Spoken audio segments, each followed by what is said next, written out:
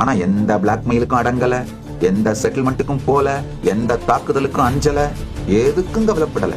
சாதாரண கோயில் பண்டாரங்கயா நானு. எப்படி இவ்வளவு பெரிய கைலாச நாடு மேனிபெஸ்ட் ஆச்சு? திருவண்ணாமலைக்குள்ள 60 வருஷமா வாழறவங்க யார வேணா நீங்க கேட்டு பாருங்க.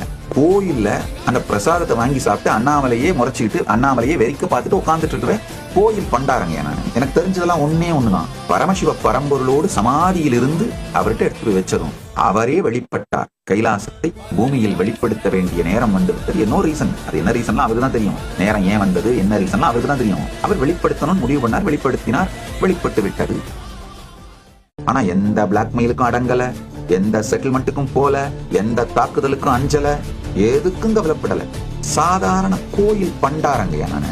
எப்படி இவ்வளவு பெரிய கைலாச நாடு மேனிபெஸ்ட் ஆச்சு? திருவண்ணாமலைக்குள்ள 60 வருஷமா வாழறவங்க யார வேணா நீங்க கேட்டு பாருங்க.